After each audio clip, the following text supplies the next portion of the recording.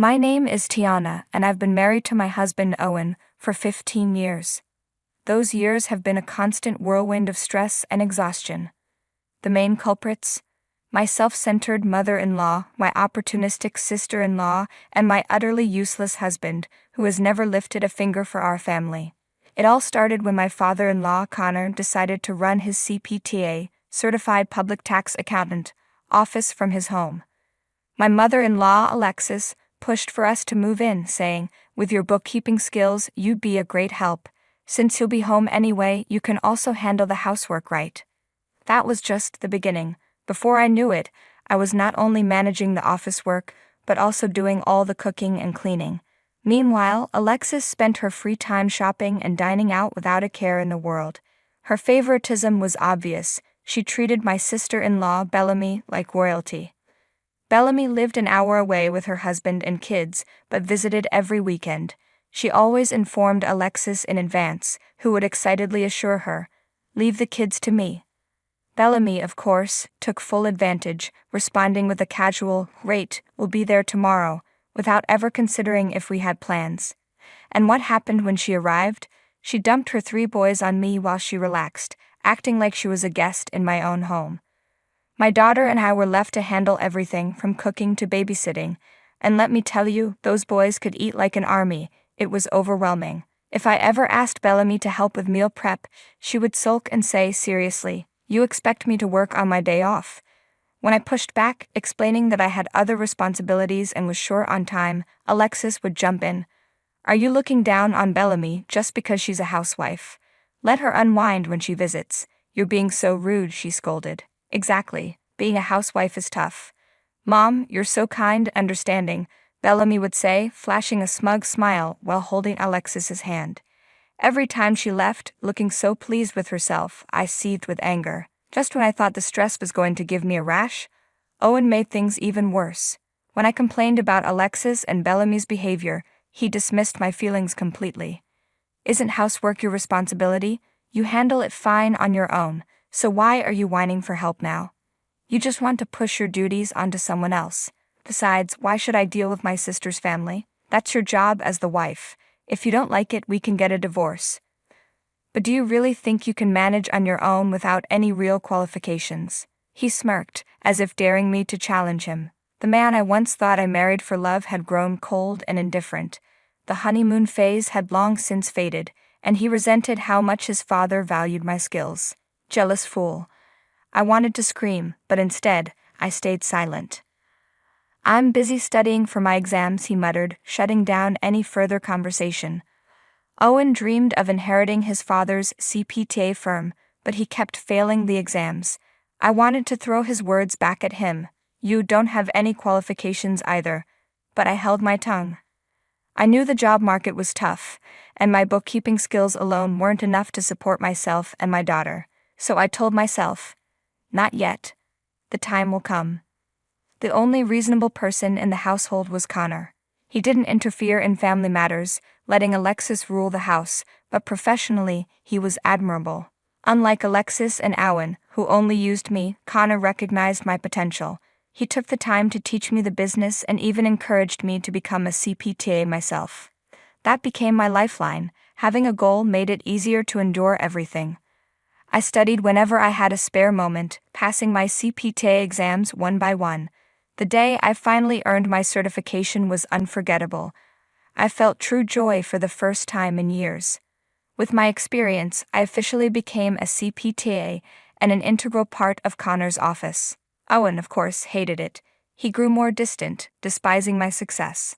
Even when I tried to be supportive, saying, "Good job," while he studied, he snapped, "Are you mocking me? You really are an insufferable woman." He often compared me to his brother's wife and Bellamy, complaining, "My brother is lucky to have a beautiful wife like Bellamy. Why did I marry someone like you? We only have one daughter, and even my mother says you're the worst." Alexis continued to favor Bellamy, doting on her kids while ignoring my daughter. Bellamy became even more brazen, leaving her kids with us so she and her husband could go on trips. "Bellamy is such a wonderful girl," Alexis would gush. "She even brings us souvenirs. Unlike you, always acting so arrogant now that you're a CPTA. you're such an unpleasant daughter-in-law." I had grown used to Alexis's insults, but I knew I had to make a decision. I had already prepared divorce papers intending to leave as soon as I became a CPTA. But I hesitated. I enjoyed working with Connor, and walking away felt difficult. Then came the moment that sealed my choice. Alexis's hospitalization. Right before summer vacation, she fell down the stairs and broke a bone. Even from her hospital bed, she had the audacity to say, "Bellamy and her family will be visiting, so make sure you take good care of them." I was stunned. She wasn't even home, yet she still expected me to cater to them. Knowing arguing with her was pointless, I called Bellamy to inform her. She was all sunshine and cheer at first. "Thanks for watching the kids again this summer." But when I told her I couldn't since Alexis was hospitalized, her tone changed instantly. "What? I already booked a vacation with my husband. I can't cancel now. Don't you get it? Are you that stupid?" Her fake niceties were gone. She mocked me without hesitation. I shot back at Bellamy. "That's my line. Year after year, you do whatever you want without considering anyone else. I have work and responsibilities, yet you expect me to babysit while you and your husband go off on vacation. Don't be ridiculous. You're not welcome here." There was a brief silence before Bellamy sneered. "What's with that attitude? Mom hates you anyway." I'm telling her everything. Then she hung up. As expected, she ran straight to Alexis, who wasted no time sending Owen after me. "I heard you told Bellamy not to come over. You're the absolute worst. I've never been more disappointed. A heartless woman like you doesn't deserve to be my wife. We should just get a divorce," he barked. I scoffed. "And who's really the worst here?" At that moment, something inside me snapped. Wait, I'd been waiting for this. A chance to finally make my choice. Fine. I agreed to the divorce. Without hesitation, I grabbed the divorce papers I had already prepared and began filling them out. Owen's confidence faltered. "What are you doing?" he stammered, watching me, clearly caught off guard. "What does it look like?" "I'm submitting these to court." Reality hit him like a slap.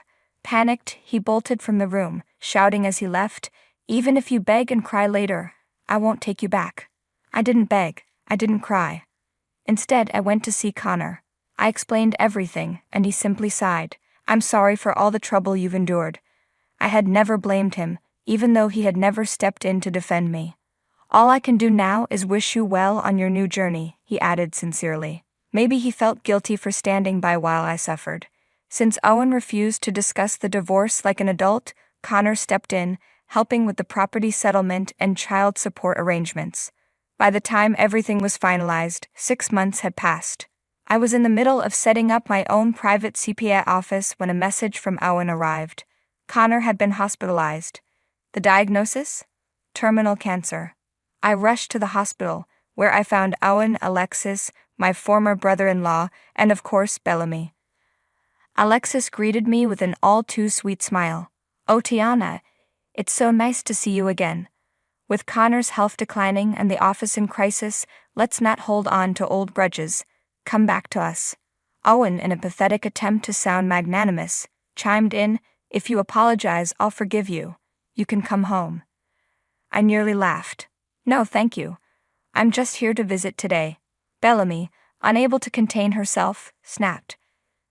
"They're being nice to you, and you're still acting so cold. We don't need her, Mom. Especially not now, when the office is struggling."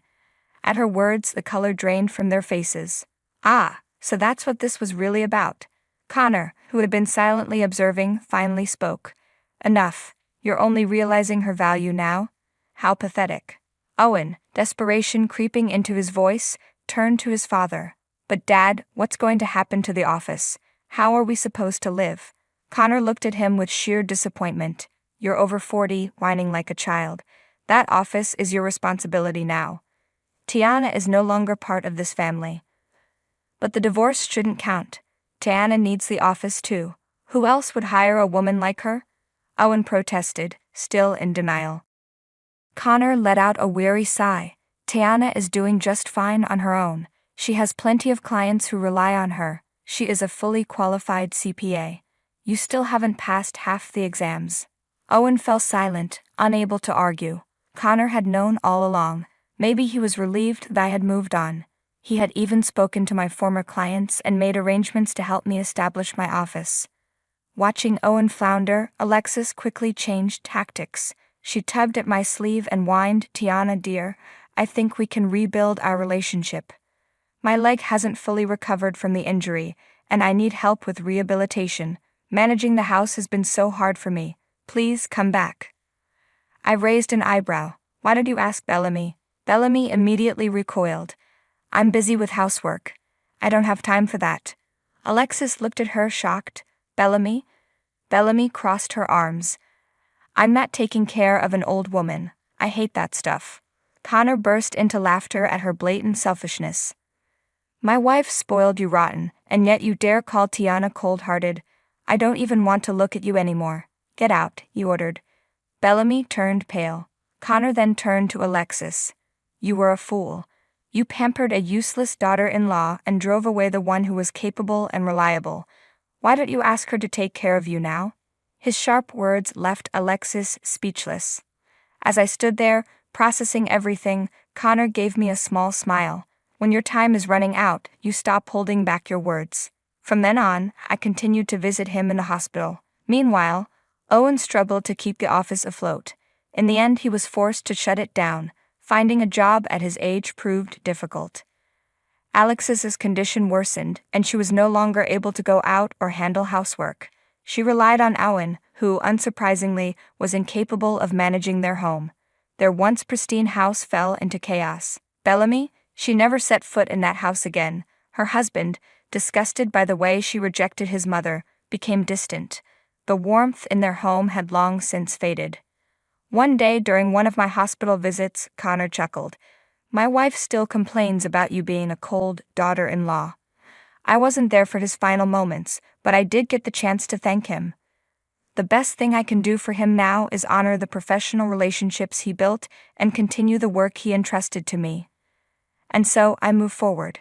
Thanks for watching. See you again in the next video. Stay stunned.